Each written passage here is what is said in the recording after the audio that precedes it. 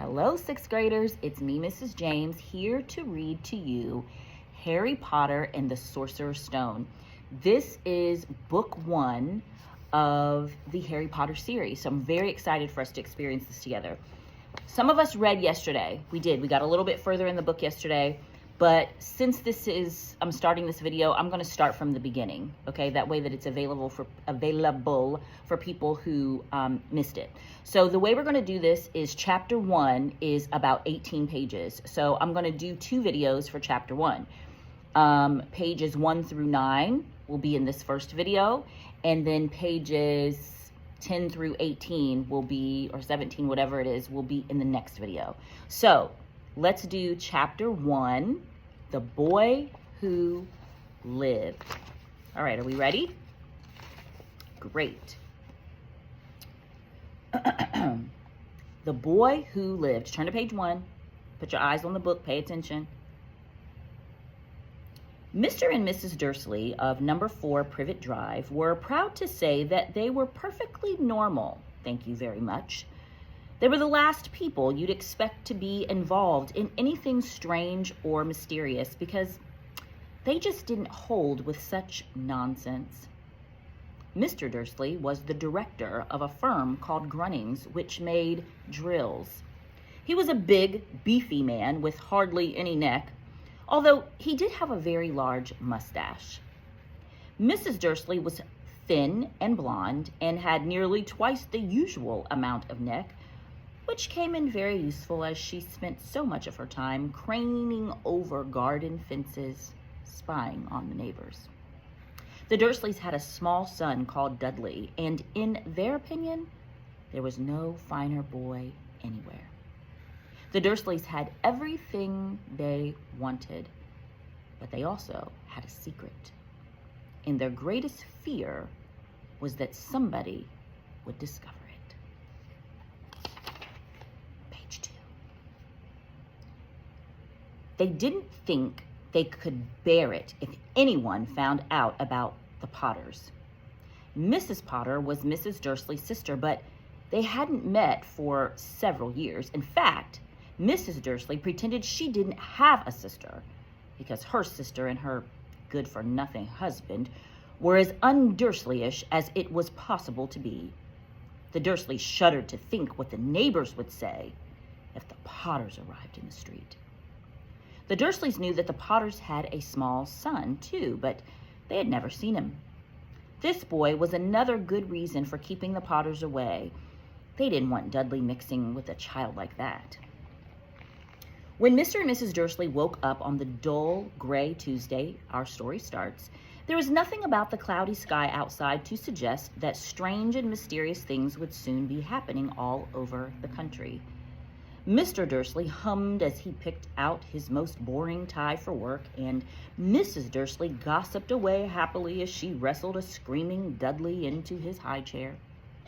None of them noticed a large tawny owl flutter past the window.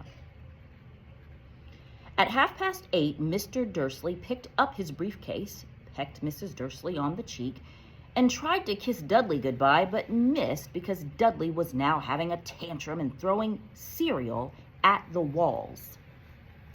Little tyke, chortled Mr. Dursley as he left the house. He got into his car and backed out of number 4's drive. It was on the corner of the street that he noticed the first sign of something peculiar. A cat reading a map. For a second, Mr. Dursley didn't realize what he had seen. Then he jerked his head around to look again. There was a tabby cat standing on the corner of Privet Drive, but there wasn't a map in sight. What could he have been thinking of?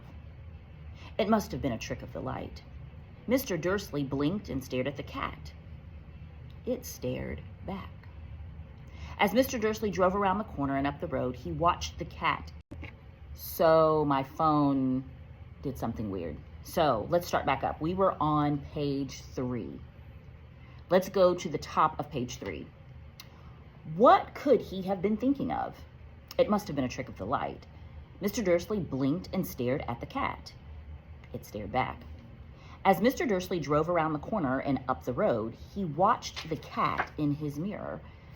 It was now reading the sign that said Privet Drive. No, looking at the sign, cats couldn't read maps or signs. Mr. Dursley gave himself a little shake and put the cat out of his mind.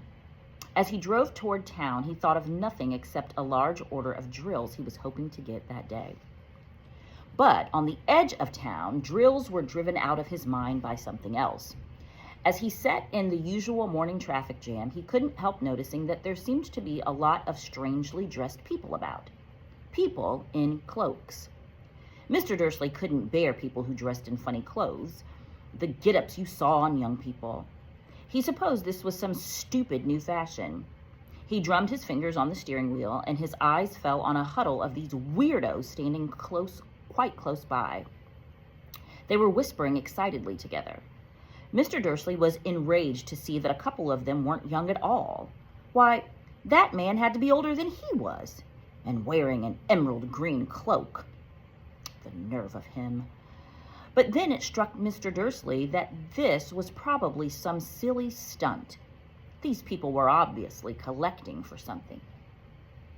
Yes, that would be it. The traffic moved on, and a few minutes later, Mr. Dursley arrived in the Grunnings parking lot, his mind back on drills. Mr. Dursley always sat with his back to the window in his office on the 9th floor. If he hadn't, he might have found it harder to concentrate on drills that morning. He didn't see the owls swooping past in broad daylight, though people down in the street did. Page 4.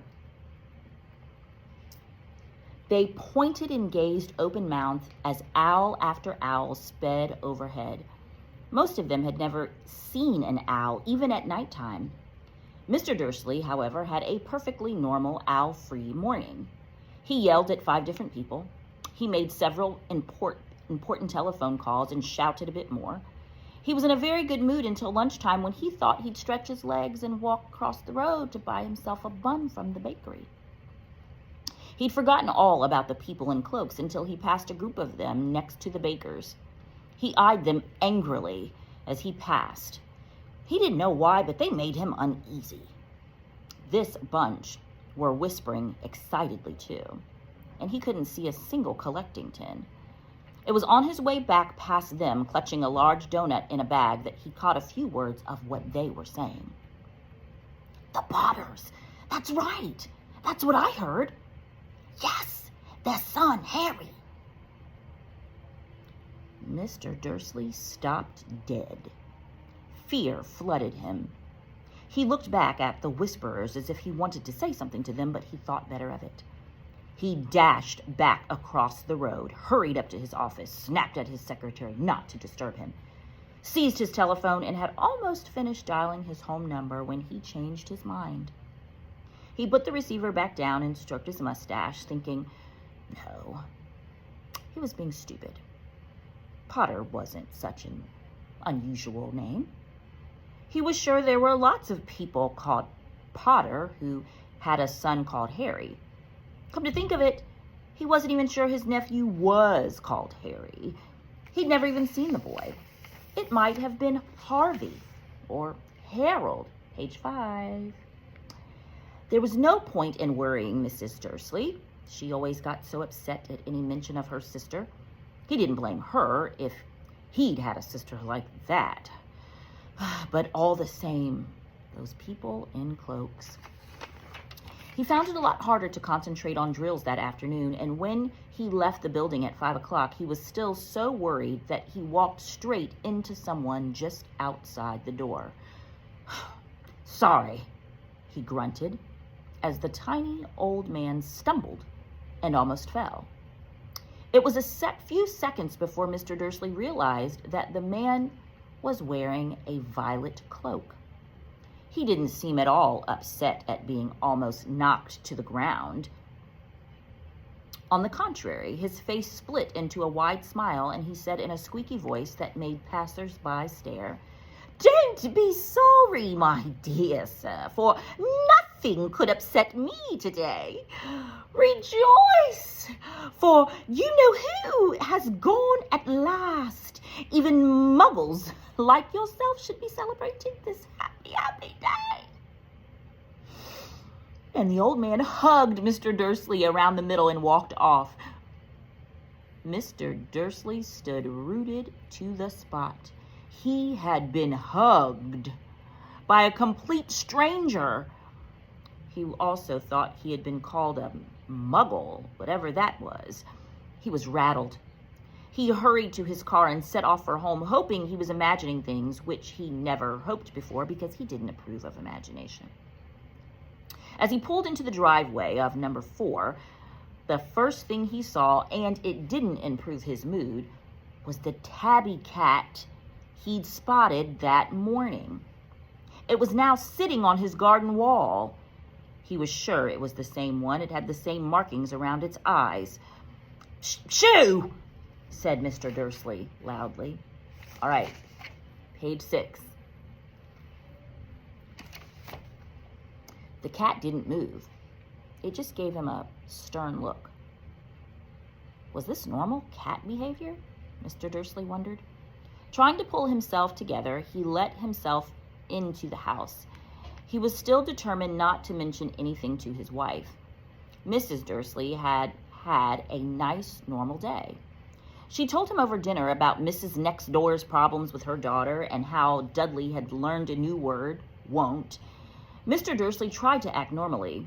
When Dudley had been put to bed, he went to the living room in time to catch the last report on the evening news. And finally, bird watchers everywhere have reported that the nation's owls have been behaving very unusually today. Although owls normally hunt at night and are hardly ever seen in daylight, there have been hundreds of sightings of these birds flying in every direction since sunrise. Experts are unable to explain why the owls have suddenly changed their sleeping pattern. The newscaster allowed himself a grin. Most mysterious. And now over to Jim McGuffin with the weather. Going to be any more showers of owls tonight, Jim? Well, Ted, said the weatherman, I don't know about that, but it's not only the owls that have been acting oddly today. Viewers as far apart as Kent, Yorkshire, and Dundee have been phoning in to tell me that instead of the rain I promised yesterday, they've had a downpour of shooting stars. Perhaps people have been celebrating bonfire night early. It's not until next week, folks, but I can promise a wet night tonight. Mr. Dursley sat frozen in his armchair. Shooting stars all over Britain, owls flying by daylight, mysterious people in cloaks all over the place, and a whisper about the Potters. Page 7. Let's stop this and start another one for page 7.